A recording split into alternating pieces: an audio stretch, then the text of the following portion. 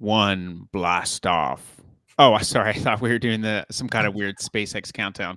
Welcome to Michael Maher Live, everyone. It's just a live show where I talk with people that I like, or maybe I don't like. Who knows? You don't know. I'm always going to make you think I like them. I do actually like this guy, but again, you don't know if I'm telling the truth or not, but I do. So today we're just going to talk about brands. We're going to talk about Amazon. And I have Andrew Hamada with me, co-founder of Reason Automation. He is a good friend of mine. Welcome, Andrew. Good to see you, Michael. Thanks for having me. It's good to be seen. That's a Prince line, by the way. It says good to be seen. You know what I mean? So anyway, you can feel free to use that. I stole it from him. Today on this show, I think there's an important topic that we can discuss, and it's something that I saw you post on LinkedIn, which I thought was really good. It was a great hook, by the way.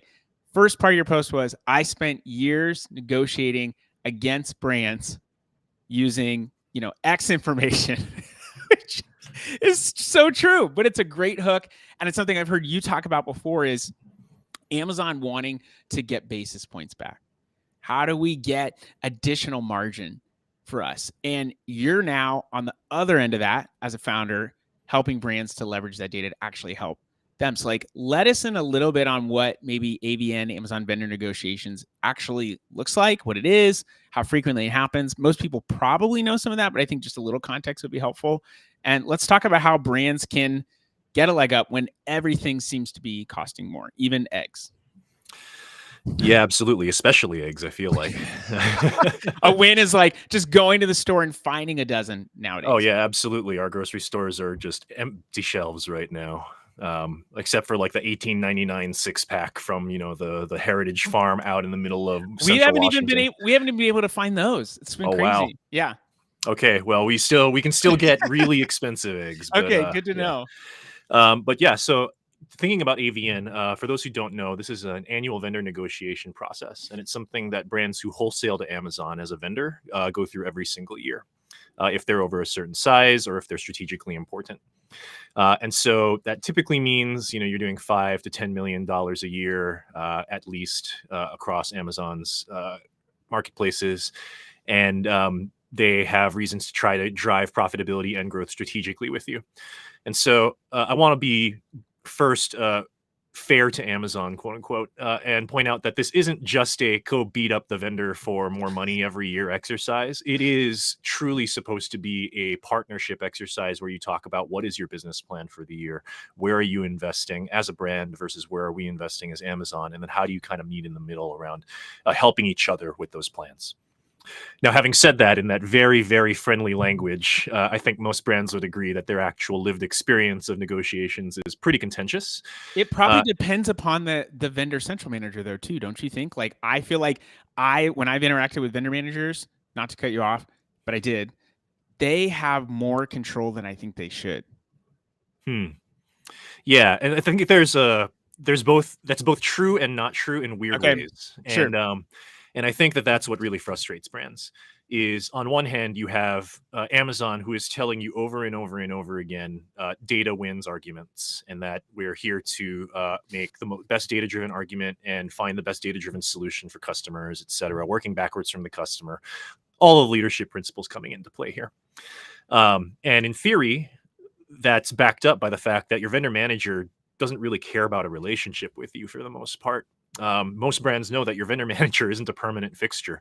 The odds of you having the same VM the year after are really small because vendor managers are stressed out. They tend to rotate into other roles. Average tenure is like 12 to 18 months. Damn. And so investing in a relationship with somebody who might not be there doesn't necessarily make a ton of sense.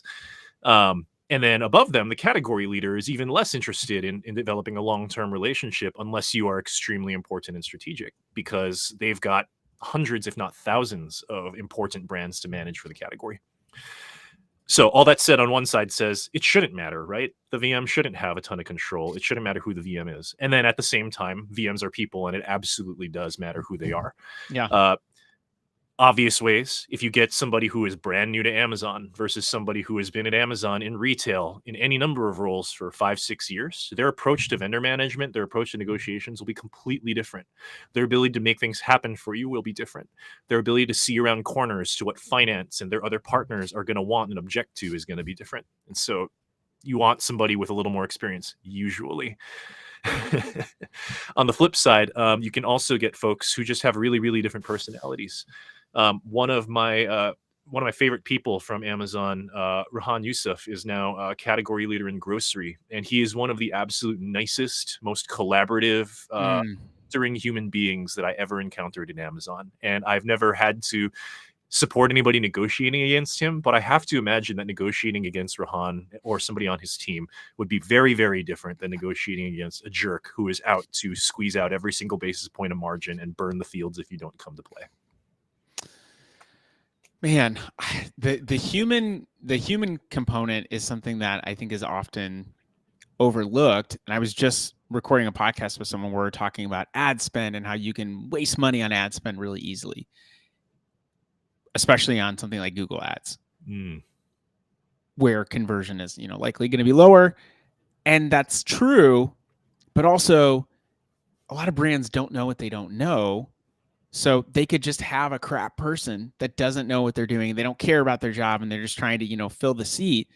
And that human component is a very big variable. And I don't think people realize how much that impacts other people. Their actions impact other people. And I get it. Like, it's your job, whatever.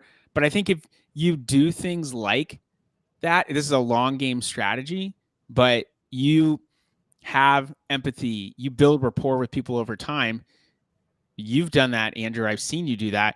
You can now go back, 3 years later and be like, hey, do you remember we talked about this thing? I'm kind of looking for this insight here. I need help with this. And people will be more willing because you've built some kind of relationship. So that is something that I don't know that you would know, since you've been there, if they're teaching at Amazon, but just at a human level, like, you build some kind of relationship. At the end of the day, it may not result in, the end result that you were looking for, but you would now have equity with that person that you could use later on in life.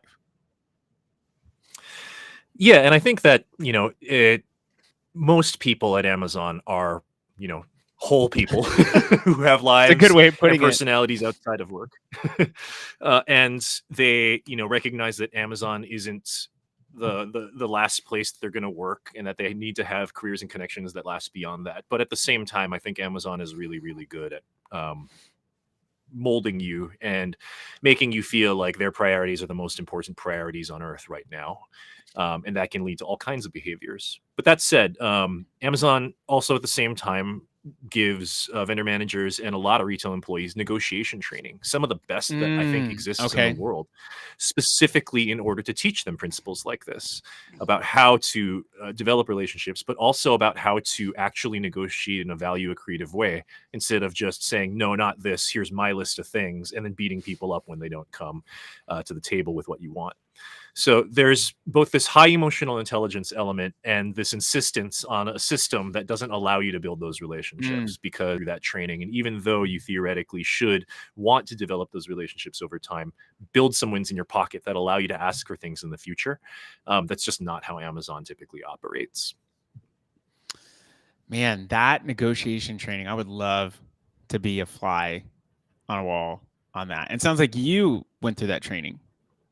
I did. I went through the first part of it. There's like 3 or 4 modules, but I left the vendor management universe before I got too deep into it. So there you go.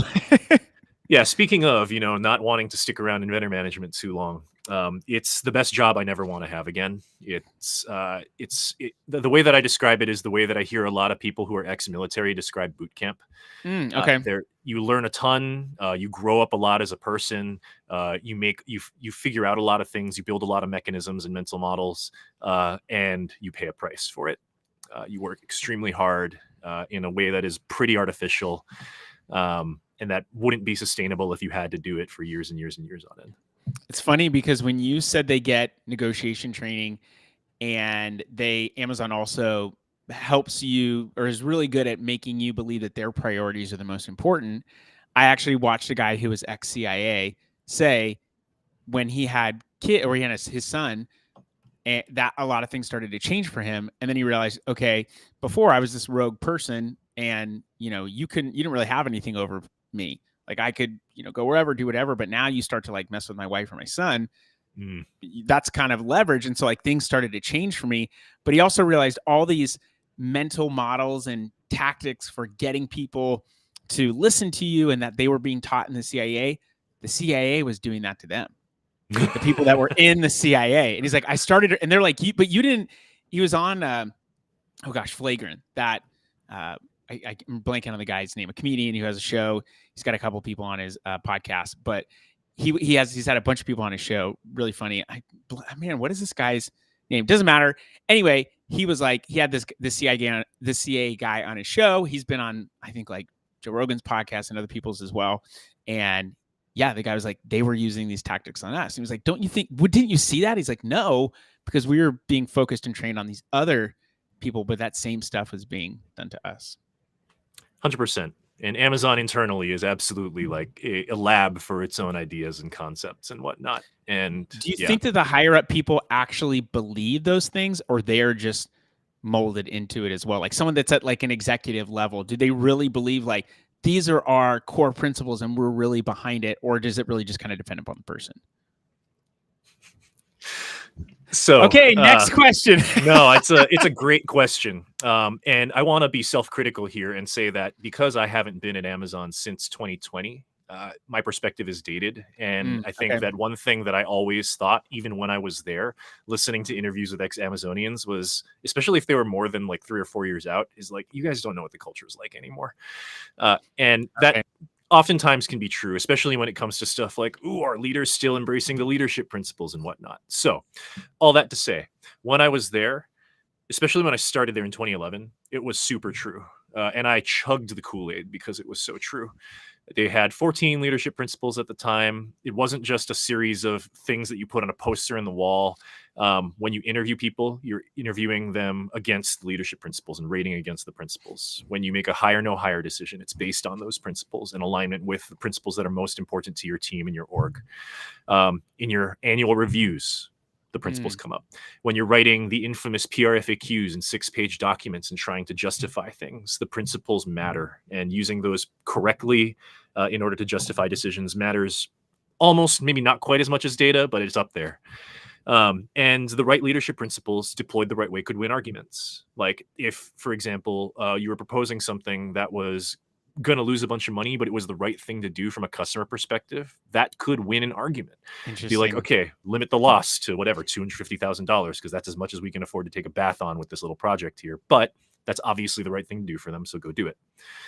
What I hear is that is radically changed in the 14 years since I started. And that makes a lot of sense to me. Number one, because the company is probably 10 times as large. Literally in terms of humans. Amazon has something like 1.5 million employees worldwide now, which is just a completely mind-boggling number. That's crazy. Like you can't get consistent culture through a high school graduating class, much less 1.5 million people, right? And so the fact that Amazon had it for as long as it did is already kind of crazy. But also Jeff left and Andy stepped in. And Jeff was kind of on his way out for a while there before he formally left, as he got into Hollywood and, got into a new relationship and all this other kind of stuff. And just got super jacked. Yeah, I mean, he clearly found a bunch of time to go do things. Him and Zuck both got jacked at the same time. I know they both did. They both are. Zuck is doing jujitsu, and I don't know what Jeff's doing, but clearly it's working for him if he can walk away from an explosion and can have a meme be made about him. Right. He's made the bald head look really cool, I think. Yeah, I mean, go figure that Jeff, the nerdy looking guy with the barky laugh from all the crazy like high banking interviews is now like the elite of the elite in both Hollywood and the political sphere and everywhere. Go figure. What I think is really interesting about Jeff and Amazon, I think you can get something from anyone, even like the worst, craziest people. And I don't think Amazon's the worst. I don't think they're the best. I think they have, redeeming and, some negative qualities. They can work really hard. That can be good. It can also be bad long-term for you. What I loved, and I saw it recently, was a clip of Bezos on, that's what I call my friend, Bezos. He was on Jay Leno, and Jay Leno was like, you guys are notorious for losing a lot of money. And he's like, yeah. And Jay's like, I don't get it. And everyone laughed. And I think that speaks to business owner mentality, but also vision. You can't lose money forever. But when people would complain about, Amazon doesn't pay taxes or blah, blah, blah, blah, blah. Whatever your stance on that, they lost money for such a long time because they believed in the vision and invested in it.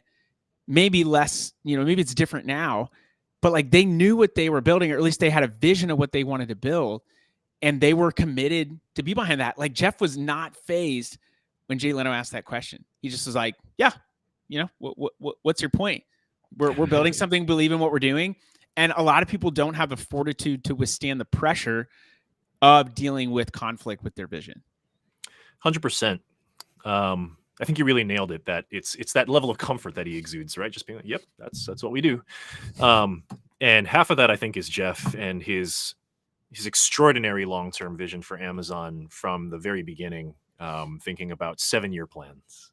I don't know about you as a business owner, but I can barely plan out more than like 12, 18 months, the very most. I have a 10-year goal. I have a 3-year plan, but really the 1-year plan is what's the most important, because that will change what the 3 and 10-year look like. Right, exactly. And 3 months from now, I'm going to need to evolve all of these things. So how much do I want to bake everything in stone? Not a ton. But I think the other half that I've learned to value in Jeff now, as I have to do something similar, is he brought everybody else along for the ride. It wasn't just him saying, I've got this vision and I have faith in it. It's him being able to bring a bunch of people with a lot of money on board and have them share his faith. Because it's not like it was Jeff's money funding Amazon to go negative all those years. It was everybody else's. It was a ton of investors. It was a ton of public people, et cetera, like you and I, institutional investors, et cetera. And at any time, any of them could have jumped ship. But Jeff really, I think, convinced people that, no, this is actually year 3 in the 7-year plan of losing money. And so not only are we losing money as a plan, but we're going to keep losing it next year. And we're going to lose it the year after that too. And that's going to still be all systems are go. This looks good. And I can't do that. I not at that scale and at that time horizon.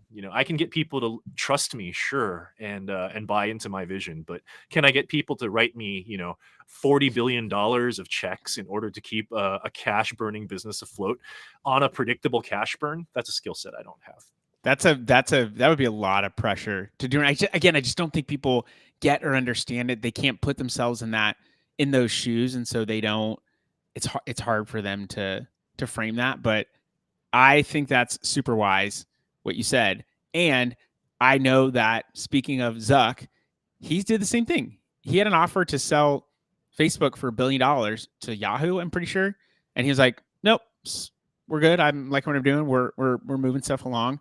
And that, I think, it honestly, I feel like some of those businesses end up becoming a crutch on that leader, because then when they do leave, a lot of things can change, like with Amazon, could potentially have changed with Meta if Zuckerberg were to leave.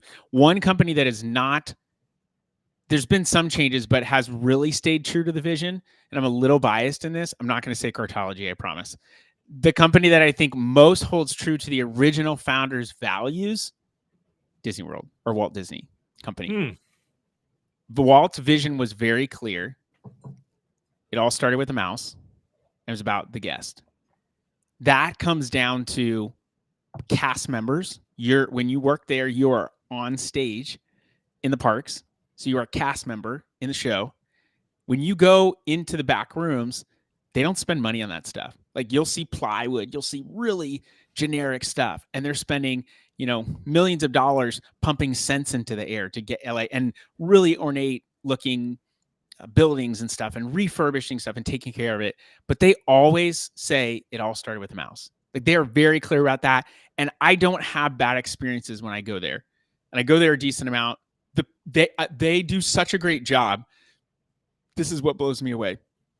People that work there go there on their day off. That's how much people love and are bought into it. They go there on their day off. I mean, they get free access, and it can be kind of expensive, so why not? But that's what they do. They'll go and even visit their work on their day off. They like going there so much, and they believe in the vision. Yeah, that's incredible. It's kind of inspiring. Example. Kind of inspiring to see. And they stray for, I think, sometimes, and of course, like, buying things like Star Wars and streaming, like, kind of changes some of the scope. But like, it still all ultimately comes back to that. And I actually thought that when Iger left and Bob Chapek came on, and then they brought Iger back, I thought that was potentially going to happen with Andy Jassy and Bezos.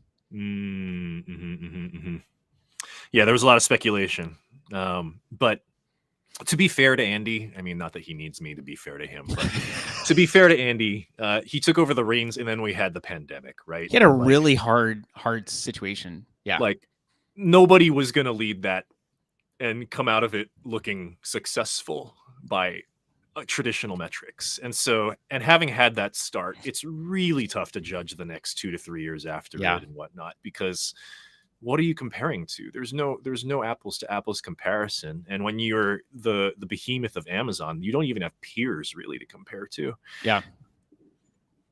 It's a good point. All right, let's talk some practicalities of Amazon vendor negotiations. What are some things, and I think honestly, what you've got at Reason is a great tool, so I think you should share that. But what are some practical tips, even if it's just like 2 or 3 things that you should be thinking about as a vendor, as a retail partner in the best possible scenario, that will allow you to continue to do business on Amazon in a way that actually works for you? Down to 2 or 3 is so hard. There are so many things, but to start from my own area of expertise, Reason Automation does data for big brands and helps them derive insights from complex financial data, especially across multiple accounts, multiple marketplaces. And so I'm going to start with data first and foremost.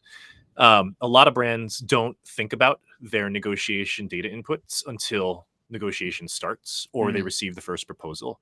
And if that's you this year, nothing you can do about that. But my first and biggest piece of advice to all brands is don't wait. If you make data analysis and data collection part of your weekly and monthly discipline, then the negotiation isn't a surprise. You already know where your business has been trending from the KPIs that Amazon cares about, as well as your own.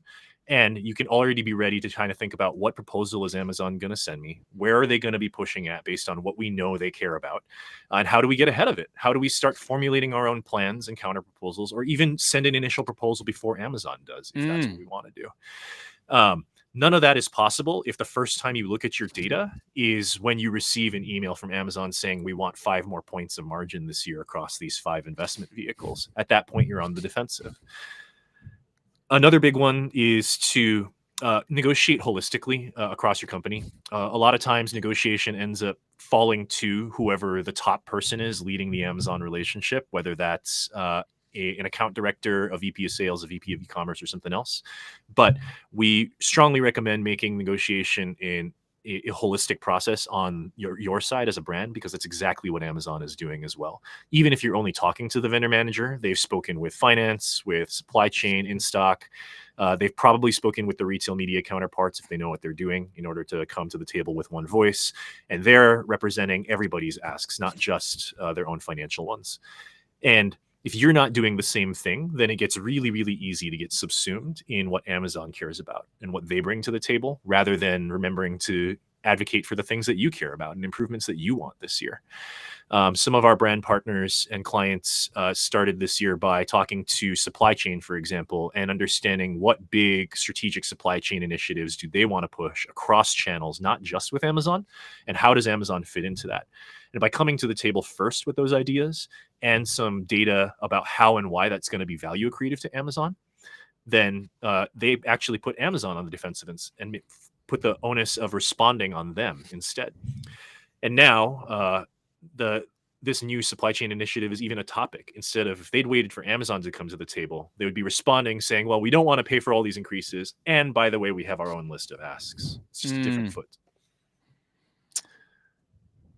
Okay. I mean, those are, I think, 2 great ones. I'm curious, if you come prepared, it probably depends upon the person, and putting Amazon on the defensive, does some of it, is it possible that a vendor manager is like, oh crap, now I've got all this stuff I got to work against? Or could it also be, oh man, okay, like they came prepared, like I know, like I think that's reasonable, I got this, we can work something out? Like, could it go both ways? Or do you think Amazon, depending upon the person, it could probably lean, like, would it lean more towards Amazon getting upset and having less room, or maybe being excited because Now they have someone that's prepared. They're not just going up against someone that's like, no, we don't want this. No, we don't want this. And they can't justify that.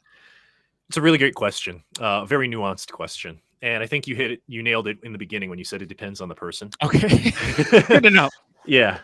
Because I think that some vendor managers, like my colleagues, Joe and David, when they were at Amazon, they loved prepared brands because a lot of times you come to the table with a brand with your negotiation requests, and they don't understand Amazon as a channel, period, much less how to think about Amazon data. Like the entire mental model of sell out drives sell in. Amazon doesn't order more if they're not selling more through their website. A lot of brands don't pay attention to retail analytics, sales, and traffic because they don't care. They only care about purchase orders and what Amazon's actually buying. Crazy, right? And that's just an example. Like, and that's not a small number of brands. That is a huge number of brands that think that way. And every year, Amazon has to point to them and say, like, look, we're not going to order more or commit to placing more POs unless you can show us that we're going to meet margin goals and that we're going to hit sales goals out the door with your help, investing in price promotions, et cetera, et cetera. And so instead of it being a fast conversation and zeroing in on like, what is the level of investment, you end up having these like really contentious conversations about like, well, why would we have to do this? No other channel is talking to us this way. Like, we're going to stop shipping to Amazon. We're going to blah, blah, blah, blah, blah. We want a top to top with the CEO of Amazon, et cetera. And the response I can imagine is like, okay. Well, and the response is gonna, generally be, well, okay, sorry, you got to do what's best for your business. We're gonna order from the 4 other vendors that are like you, and stock their selection and probably merchandise it on the top of your detail pages, and not let you advertise and so forth and so on.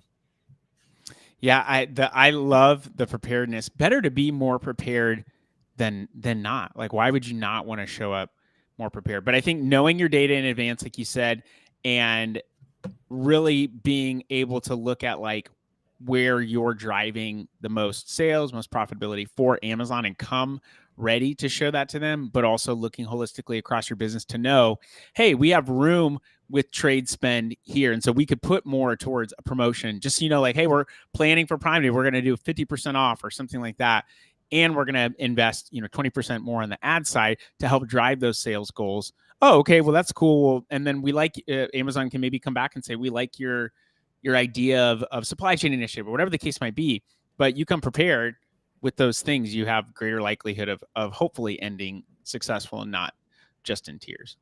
Right. Exactly. And I think the last thing I'd say is that even though some people are going to be a little intimidated, and if you come to the table with a bunch of data and really prepared, that it's never going to blow up your relationship with Amazon. I think a lot of people are afraid that if they push back on Amazon at all, that Amazon is going to say, screw you, we have a ton of other options, and just blow up the relationship immediately. And with very, very rare exceptions, I don't see that happening, because Amazon is still a rational company that needs to make money and grow selection, and they have customers and whatnot. And although you can hear a lot of really scary stories about Amazon crapping out selection that's not profitable, or doing crazy things on selection that you have channel problems with, and they have a lot of price matching on and whatnot, they also will overinvest in selection that is important for customers. Like, if you have a marquee product or a hero ASIN that people come to the site to look for, they're probably going to be a little irrational about how much they're willing to lose on it and how much they're willing to give you in order to keep that product on the site. And it behooves vendors to kind of remember that. If you are a marquee product or marquee brand, like your product is the thing that people search for on TikTok, don't discount that. And don't let Amazon tell you that they need to make, a 20% contribution margin on that product when it's driving a ton of incremental net new customers to the platform. Claim your value. Ooh, I love that. That's it. That's all you have to do. Claim your value, people. You heard it here first. It's a very simplified way, which I like. I like that. But of course, there's more nuance. Well, if people want to claim their value, how can you help them do that? Great question. So at Reason Automation, we built an avian prep toolkit that helps brands get their data in order for their annual vendor negotiations. It looks at holistic business performance through the KPIs Amazon cares about, but it also then looks at a lot of the financial information that brands care about and isn't a part of most negotiations. Things like how much money did you actually make at the end of the year, not just Amazon. And so helping people understand that at different levels of granularity, whether it's at the product level, category, subcategory, product line, et cetera, and just helping them find levers that they can use in their own negotiation process. Cool. ReasonAutomation.com. You can find Andrew on LinkedIn. But thanks for coming on, man. It's always good to talk with you. Yeah, thanks for having me. Great conversation. See you, everybody. Take care.